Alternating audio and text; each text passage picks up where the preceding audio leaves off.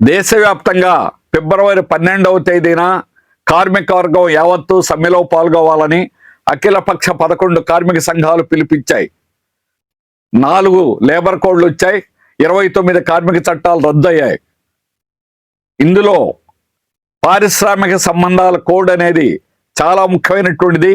ఇందులో సంఘం పెట్టుకోవడం గురించి, సమ్మె గురించి, లాకౌట్లు చేయడం గురించి ఈ ప్రాథమికమైనటువంటి విషయాలన్నీ కూడా ఉన్నాయి. ఇందులో సంఘం పెట్టుకునేటువంటి ట్రేడ్ యూనియన్ కోడ్ గురించి మాత్రమే నేను తెలియజేస్తాను. సంఘం పెట్టుకోవడం సంగతి చూస్తాం అని కార్మిక వర్గం సవాల్ చేసినటువంటిది కార్మిక సంఘం ఏర్పాటు వల్ల. ట్రేడ్ యూనియన్ చట్టం 1926లో వచ్చింది. ఈ చట్టం ప్రకారం 7 కార్మికులు కలిసి సంఘాన్ని ఏర్పాటు చేసుకోవచ్చు.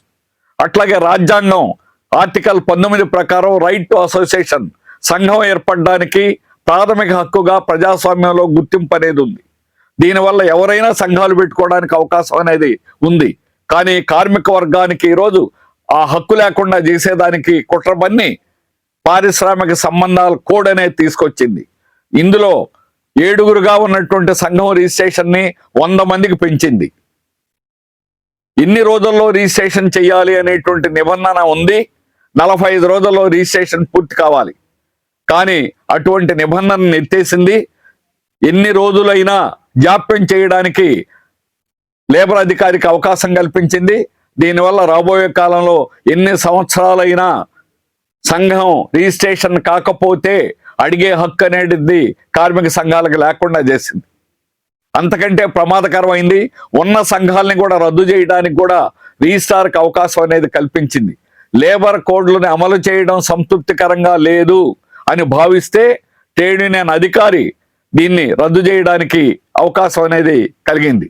ఆ విధంగా సంఘం పెట్టుకోవడానికి అవకాశం లేకుండా చేయడమే బీజేపీ కేంద్ర ప్రభుత్వం యొక్క కుట్ర. అందులో భాగమే పారిశ్రామిక సంబంధాల కోడ్ అనేది తీసుకొచ్చింది. అందువల్ల సంఘం పెట్టుకోవడాన్ని లేకుండా చేస్తే కార్మిక వర్గం కట్టు బానిసలుగా మారక తప్పదు.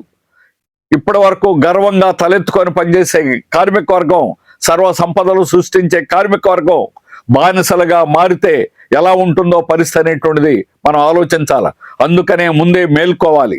ఇప్పుడే లేబర్ కోడ్లకు వ్యతిరేకంగా జరుగుతున్న దేశవ్యాప్త పోరాటాన్ని జయప్రదంలో చేయాలి.